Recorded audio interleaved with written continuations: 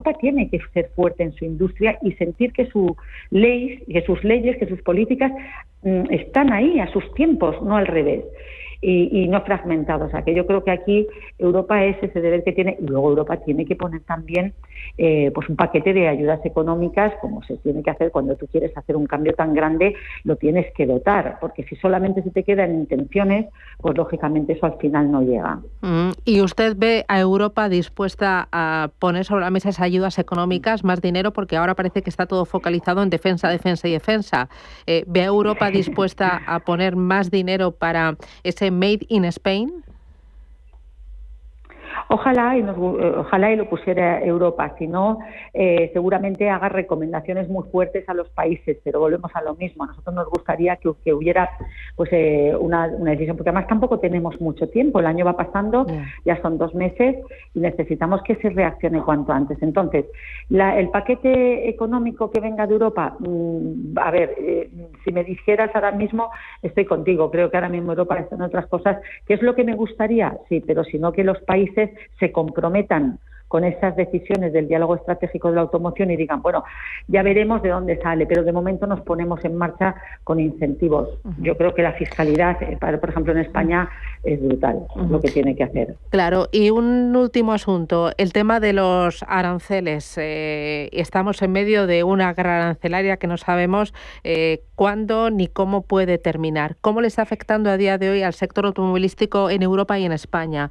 ¿Y cómo ve el futuro más cercano? ¿Dónde ve el límite, el techo? Eso. Bueno, yo creo que cuando las cosas se tienen que hablar en temas de aranceles y de guerras comerciales, eso no beneficia a nadie. Europa no sale beneficiada en esto porque Europa, como te decía antes, lo primero que tiene que corregir son los errores que ha hecho con su propia industria. Entonces, lo primero es que tiene que fortalecerla, tiene que hacerla competitiva, y cuando le deje a la industria ser competitiva, entonces sí que podrá mirar a China y a Estados Unidos. Yo ahí sí que creo que una vez que ya están las cosas bien planteadas industrialmente y de toda la cadena de valor, entonces sí que se puede hablar de las normas básicas del comercio internacional, donde todo el mundo tiene que jugar con las mismas reglas. Eso, por supuesto, eso nadie lo discute. Y ahí, pues oye, China, Estados Unidos, todos tendremos que comportarnos. Pero es verdad que ahora mismo tenemos una debilidad que se está viendo y que yo creo que eso, pues tanto Estados Unidos como China lo notan y por eso pues estamos más en guerras arancelarias y comerciales que en otra cosa. Entonces, yo creo que también es un tema a debatir. Claro, uno de nuestros grandes competidores aquí en Europa es China. ¿De qué manera la presencia de marcas chinas está obligando a las marcas tradicionales a mejorar? O no sé si en lugar de mejorar se ha notado una bajada en los estándares o en las exigencias. ¿Qué se comenta en el sector, en la industria? Mira, para nada. O sea, yo, por ejemplo, ayer estuve en la asistencia de una presentación de una marca china.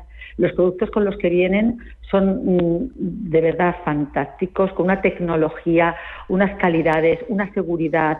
O sea, todo exactamente igual que los fabricantes que conocemos europeos.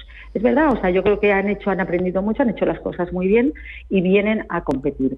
¿Qué pasa? Que efectivamente, cómo trata China a sus fabricantes y cómo Europa trata a sus fabricantes es lo que le pone en diferencias, porque la diferencia no está en el valor, en el coche, en la tecnología.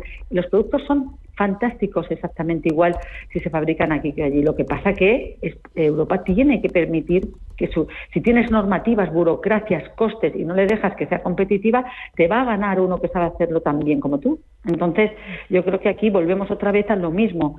Los clientes, al final, nosotros tenemos ya más de 500 concesionarios con marcas chinas. Cuando tienes unas propuestas a unos precios estupendos, pues los clientes no están preguntando dónde se fabrica. Ven un coche que les gusta, un precio que se lo pueden permitir y se lo compran. Entonces, ya nos ha pasado con otras nacionalidades, norteamericanas, japonesas, coreanas. ¿Por qué hoy no los chinos? Para nosotros como comerciantes es una oportunidad. Pues Marta Blázquez, presidenta de Faconauto, que vaya muy bien al Congreso. Un abrazo fuerte, gracias por Muchísimas atendernos. Gracias. Un placer, Muchísimas gracias. Adiós. A ver, Inmaculada. A ver, yo pondría, ya he dicho muchas cosas muy políticamente correctas, porque, bueno, lógicamente quiere esperar algo del gobierno de España, pero yo pondría el foco en dos: en el exceso de regulación de la Unión Europea, ahora con todo el paquete de ESG, de sostenibilidad, con todo el paquete de Omnibus, y muy en concreto para la automoción, más que nada porque los alemanes se han quejado, los demás pintamos lo que yo te diga, pero bueno, nos ha venido bien, pues eso lo están relajando. Eso pues obviamente son buenas medidas. Y luego en las infraestructuras, ella ponía el ejemplo, me parece, de Portugal, en el cual tenía un mapa de llenado de coches eléctricos. Aquí en Madrid os aseguro, y yo por experiencia propia, hay que hacer verdaderas virguerías para rellenar tu coche eléctrico, salvo que tu empresa tenga cargadores eléctricos. Y claro, 40.000 euros, porque es que lo que te cuesta uno baratito, que no lo puede permitir todo el mundo, para poder gastarlo, y encima sin infraestructuras, o sea, es un problema. Y solo he puesto el acento en esas dos cosas. Y termino con esto. Europa sí ha pasado, antes hablábamos de falta de sentido común, se ha pasado tantos pueblos poniéndose una soga, y tanta falta de sentido común, que ahora, porque relaje un poquito, nos parece que vamos, que son Santa Teresa de Calcuta. José Ramón. Sí, vamos a ver, aquí hay dos temas. Nosotros estamos recibiendo, o nos falta por recibir, perdón, más de 120.000 millones de euros en fondos Next Generation. Hemos gastado 48.000 y no sabemos ni en qué lo hemos gastado. O sea, con lo cual, si podemos aprovechar parte de esos fondos para crear electrolineras, pues a lo mejor hasta sirve para algo. Dos, no modificar el 2035 y llevárselo al 2050 o al 2250. Ya hablaremos cuando lleguemos al 2100. Es decir, el que no se puedan usar coches de combustión es la mayor barbaridad que yo sigo escuchando a cualquier político o que quiera estar quedando bien con el gobierno. No se puede quedar bien. El coche de combustión tiene que estar permitido hasta el 2350 y luego, cuando ya tengamos otras soluciones, ya las implantaremos mucho antes.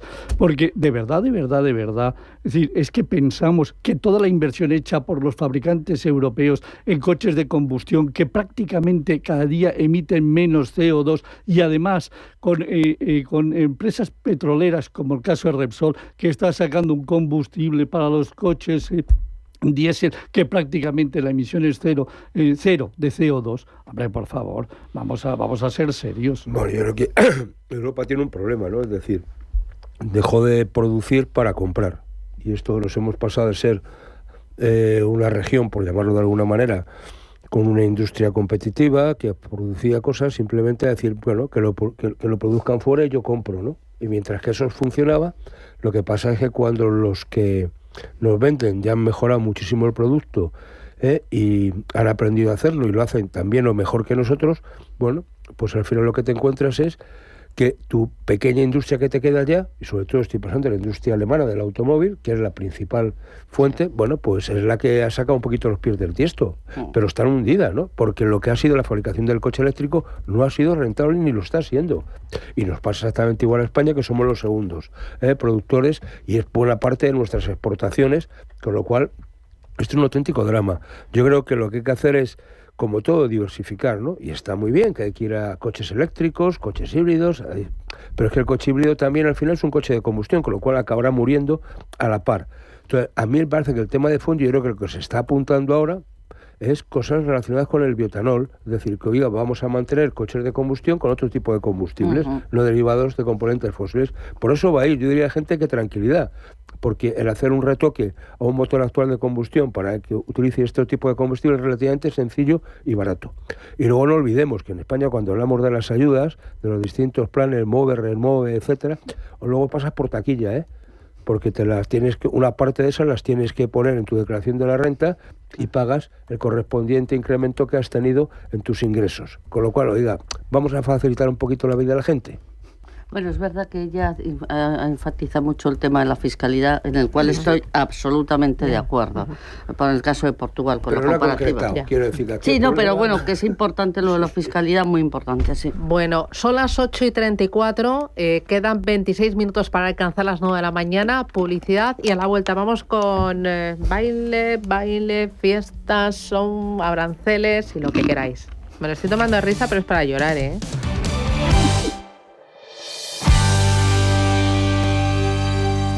¿Qué banco necesitan las empresas que ven la sostenibilidad como una oportunidad? 300.000 millones de euros canalizados en negocio sostenible por BBVA. ¿Y las que quieren operar con más seguridad? BBVA ha priorizado la ciberseguridad y ha formado ya a más de 180.000 personas y empresas. ¿Y mañana? ¿Qué banco necesitarán las empresas mañana? BBVA. ¿Avanzamos? En Equam Capital celebramos 10 años invirtiendo a tu lado. Una década juntos protegiendo tu patrimonio y batiendo a los mercados. Nuestro éxito se basa en invertir de forma disciplinada en buenos negocios que aportan valor en el tiempo. Descubre lo fácil que es invertir con nosotros a través de tu banco o en nuestra web equamcapital.com. DEPAM, 150 años de consistencia en gestión de fondos de inversión y mandatos. Optimiza tu cartera con nuestras áreas de especialización en renta fija, renta variable, inmobiliario cotizado y ahora también oportunidades de impacto. Consulta depaminvestments.com y a tu asesor financiero. DEPAM, confianza, conocimiento. Si eres una agencia inmobiliaria y quieres incrementar el número de operaciones de alquiler, entra en plandeprotecciondealquiler.com. La única plataforma especialista en la gestión de garantía de alquiler a través de profesionales inmobiliarios. Si eres un propietario inversor y quieres garantizar la rentabilidad de tu alquiler, plandeprotecciondealquiler.com. Con el respaldo asegurador de compañías de primer nivel inscritas y supervisadas por la DGS. Dicen que en esta vida hay que vivirlo todo. Viajar, bailar, reír y soñar. Atravesar desiertos para llegar más allá. Sentir el arte y sentirte parte. Escuchar el silencio o romper la hora a la hora que tú quieras. Aragón, el lugar para vivirlo todo. Otros bancos te piden que deposites en ellos tu dinero. En Renta 4 Banco te proponemos que lo inviertas. Porque invertir es rentable y sencillo. Tan sencillo como abrir una cuenta en r4.com. Así de fácil, así de claro. Renta 4 Banco. ¿Quieres más? Escucha cada jueves de 1 a 2 de la tarde en Radio Intereconomía Negocios de Carne y Hueso. El programa para emprendedores, startups y pymes líder en habla hispana. Con Mariló Sánchez Fuentes.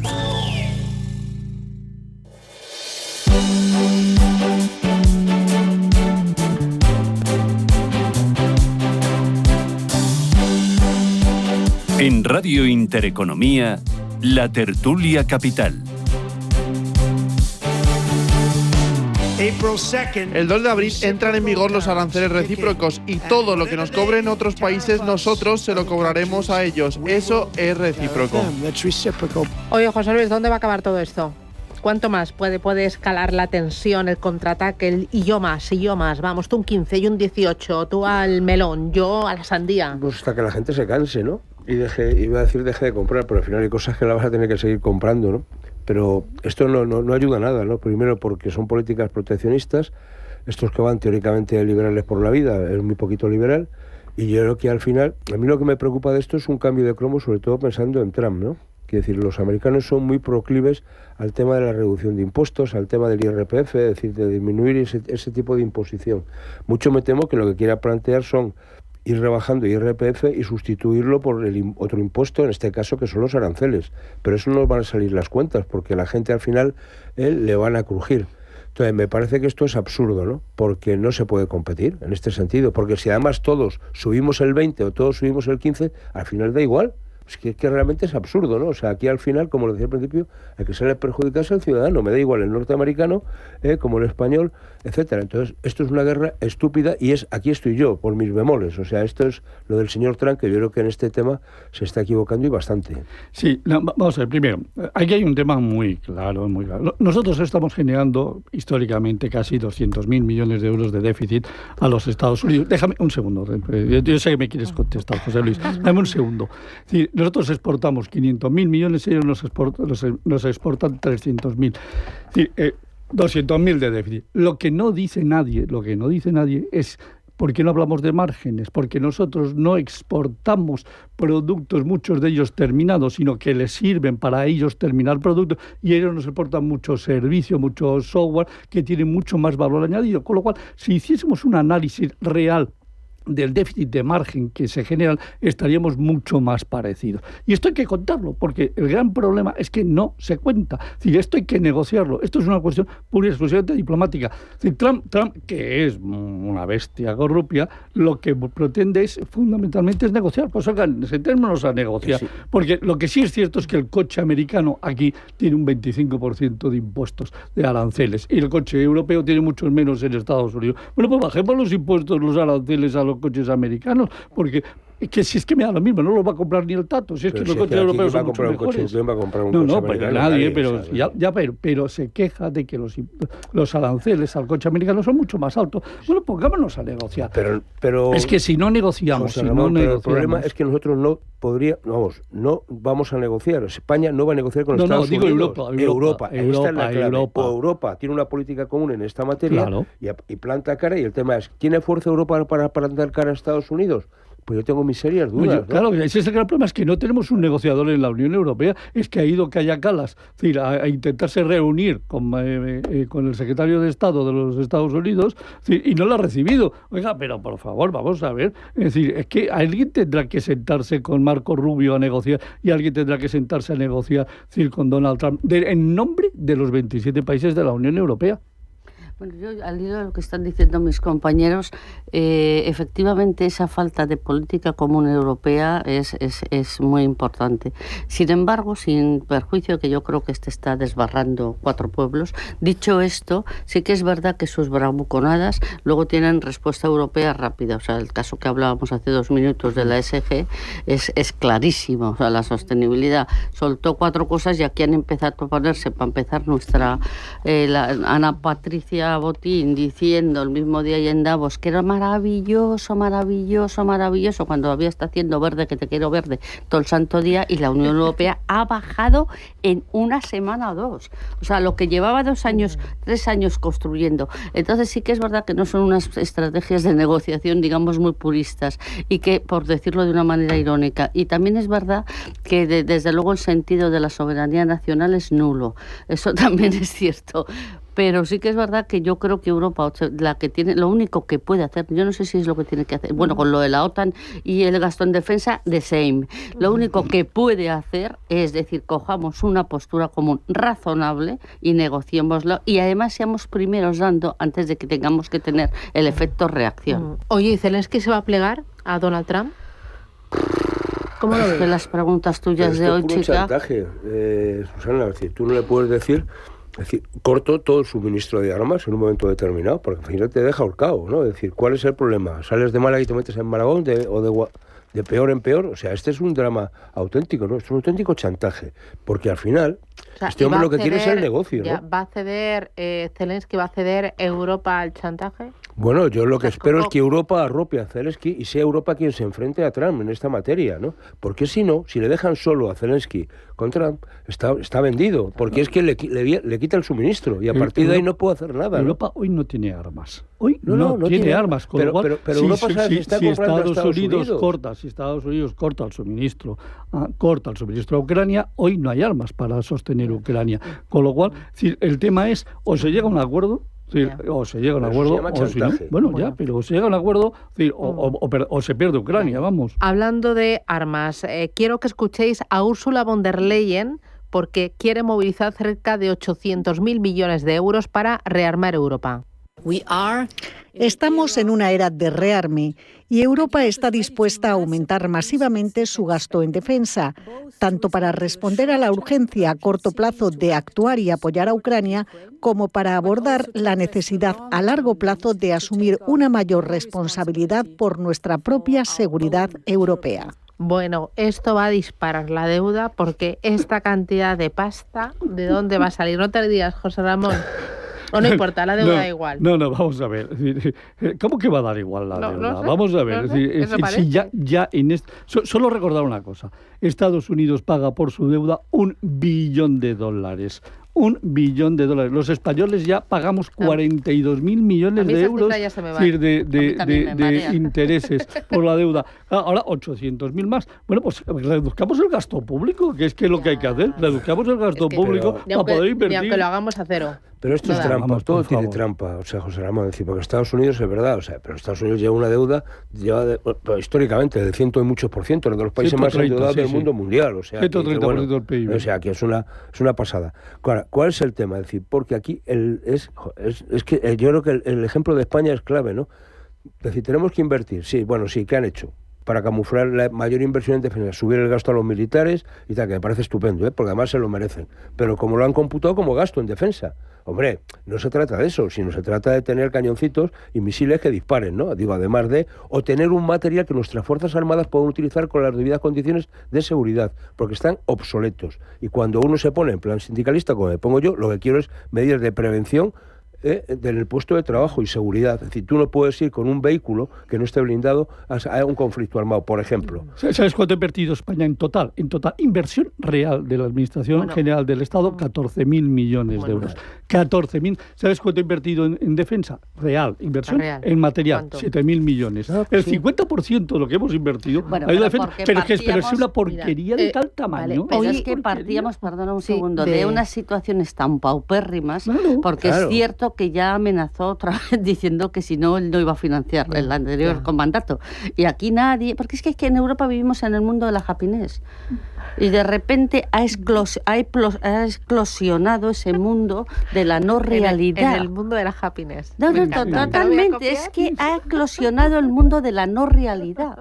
Estaban haciendo leyes y presupuestos no me refería a económicos, sino supuestos previos de un modelo de mundo que no existía. Y se han dado cuenta. Bueno, España debería gastar 24.000 millones de euros más en defensa para cumplir con la Unión Europea. Y a día de hoy gastamos 7.000. No. Utilizamos el presupuesto general de defensa son 14.000 millones, de los cuales 7.000 se han ido a pagar inversiones. Es decir, simplemente eso. Pero 14.000 millones, y es que nos sigue faltando la madre que los trajo al mundo. Estoy leyendo. Lo que quiere nuestro presidente es mancomunar esa deuda. Por eso está a favor de lo que dice. Es decir, oiga, no compremos como España, si lo compremos como Europa. Y eso no computa como déficit. Si se mancomuna, no entra en el déficit. Lo que dice von der Leyen es, de los 800.000, 650.000 millones se lo gastan los países, pero no computa.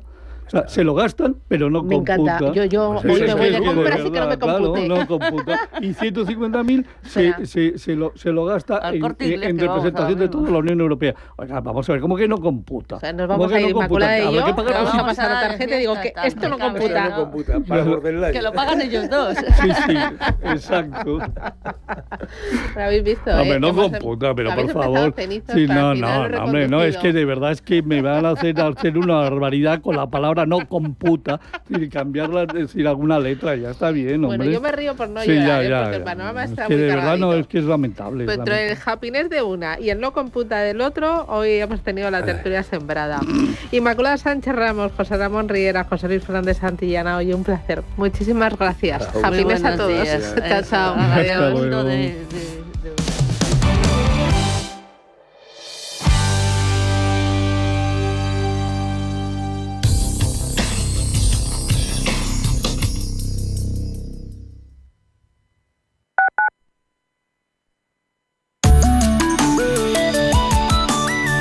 MAPFRE patrocina la información del tiempo. Se prevé inestabilidad en la península, con nubes y precipitaciones generalizadas a excepción del norte peninsular, pudiendo ser intensas y o persistentes en Almería, Murcia, Comunidad Valenciana, sur de Tarragona y sierras de Gudar y Maestrazgo, con acumulados importantes en el interior de Valencia y Castellón. En Canarias se esperan chubascos persistentes que afectarán a las islas de mayor relieve desde por la tarde. Temperaturas máximas en ascenso moderado en el norte peninsular y en descenso moderado en el sureste, con pocos cambios en el resto. Las temperaturas mínimas ascenderán, siendo moderadas en Extremadura y Sierra Morena, heladas moderadas en Pirineos, y los vientos serán flojos o moderados por lo general. MAPFRE ha patrocinado la información del tiempo.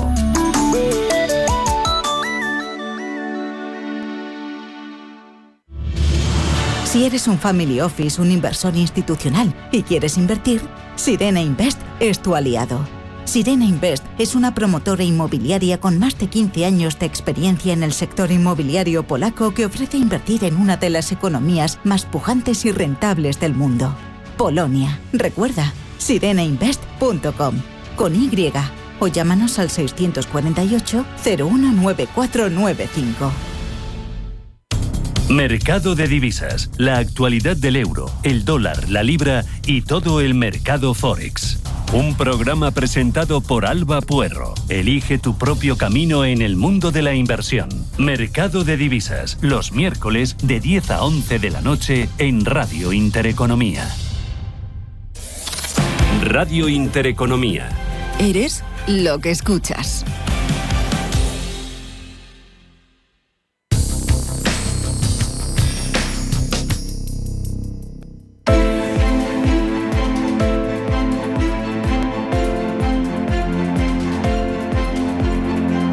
Finaccess Value, expertos en gestión de patrimonios e inversiones, le ofrece la preapertura de los mercados. Quedan 10 minutos para llegar a las 9 de la mañana. Esto es Radio Intereconomía. Ángeles Lozano, buenos días. Buenos días. El mercado viene en verde. Hay rebote. Parece que vamos a tener un fuerte rebote el futuro del IBEX 35 con una subida en torno al 2%, solo un día después del fuerte correctivo sufrido ayer por la entrada de los nuevos aranceles. Ahora los inversores se aferran a las últimas declaraciones del secretario de Comercio de Estados Unidos, Howard Lutnick, en la CNBC, donde ha dicho que la administración Trump podría dar marcha atrás o suavizar algunas de esas tasas.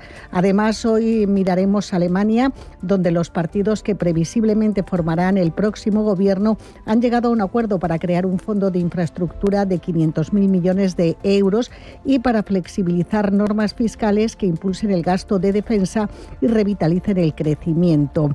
En la agenda del día contamos con la publicación de los PMI de servicios y compuesto en la eurozona y en los principales países que la integran, también en el Reino Unido. Además, se publicarán las ventas minoristas y el PIB final del pasado año en Italia. Eurostat publica el índice de precios de producción de enero y en Estados Unidos nos llegará el informe de empleo ADP. Es la previa del informe oficial que conoceremos el viernes y también se publicará el libro Base de la Reserva Federal. Tenemos la prima de riesgo en 61 puntos básicos y la rentabilidad del bono a 10 años en el 3,30%. Europa también viene con rebote. También tenemos a los futuros muy animados, con subidas por encima del punto porcentual en el caso del Eurostock 50 y buscando los 2 puntos porcentuales de avance en el caso del DAX. El de la bolsa parisina también en el entorno del 1,5%. Muy pendientes hoy de varios sectores y de varias compañías. En el foco, las que han presentado resultados, tenemos a Adidas, que veía a crecer sus ventas en 2024 un 12% por encima de lo esperado. La farmacéutica Bayer, cuyas ventas también crecen en el pasado ejercicio, aunque veía una caída de su EBITDA en el cuarto trimestre del año. En el foco, sector automoción, las vamos a seguir muy de cerca. Y es que la Comisión Europea presenta su plan para aliviar a los fabricantes de coches en la transición hacia las cero emisiones. Pendiente del sector financiero en Italia, porque Unicredit, según el diario Il Sole 24 Ore, se dispone a aumentar su participación en la aseguradora Generali hasta cerca del 10% y en el caso de BPM ha obtenido la aprobación del Banco de Italia para controlar el grupo Anima Holdings. Y ojo a SML porque se ha manifestado ante las crecientes tensiones comerciales. Dice que se ha visto afectada por las oleadas de restricciones a las exportaciones estadounidenses a China. Muy bien, más referencias, cierre de plazas asiáticas. Hoy ha sido un día muy importante para Asia y también futuros americanos, eurodólar y petróleo. Pues empezamos mirando a las divisas, que tenemos al cruce eurodólar en verde para nuestra moneda, 1,0665, superando esa cota del 1,06 dólares y alcanzando máximos el euro desde el mes de diciembre. En cuanto a los futuros americanos, lo que nos dicen es que la apertura viene también en verde. El más animado es el futuro del Nasdaq, arriba un 0,75, y las plazas asiáticas pues han terminado con avances suaves en el caso de Nikkei de Tokio, del 0,16, y muy animado el Hansen de Hong Kong, que está sumando casi 3 puntos porcentuales. En cuanto al precio del crudo, el Brent muy plano en $71,01 el barril, el West Texas $67.93. Javier Echeguren, el gestor de inversiones de Santander Private Banking Gestión. Javier, ¿qué tal? Buenos días. Buenos días. ¿Cómo ves el mercado? ¿Hay rebote? ¿Lo de los aranceles no ha sido para tanto? No sé. Bueno, sí, a ver, lo de los aranceles, nosotros también pensamos que esto lo van a tener que ir modificando. No hay más que ver la reacción de los mercados.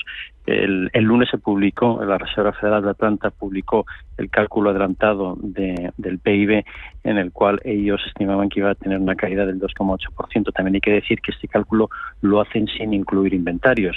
Entonces, todo esto nos hace pensar que estos aranceles pues los van a tener que modificar, que posiblemente son una amenaza previa a una negociación, pues como ya ocurrió con Colombia hace cerca de mes y medio, y que luego irán llegando a acuerdos.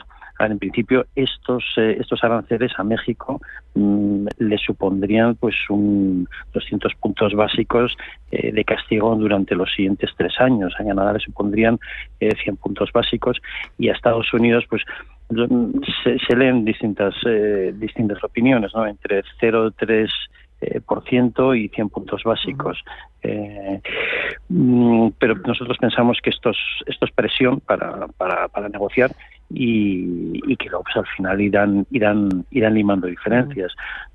Por ejemplo, en el caso de Europa, las empresas europeas que tienen riesgo a aranceles pues suponen un 6% de los ingresos totales de las empresas europeas, porque en su mayoría ya producen allí o producen parte, con lo cual por lo que producen allí no les van a imponer aranceles.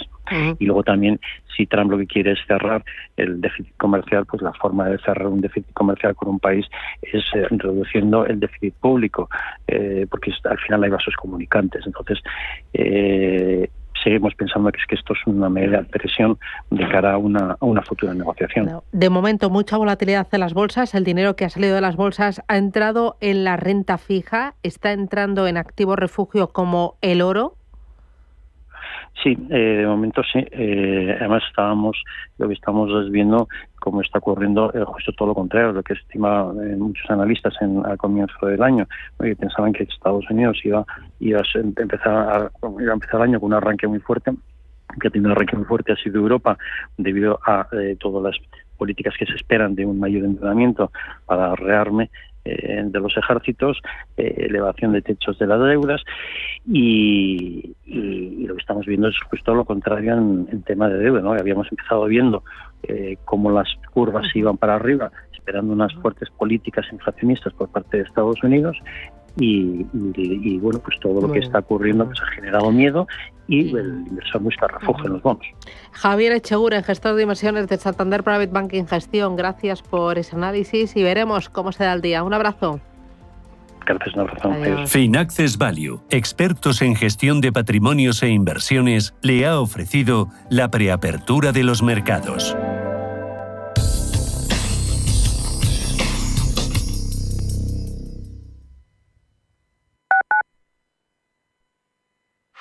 Geopolítica, mercados, bancos centrales, los temas más candentes que impactan en la economía mundial están en Visión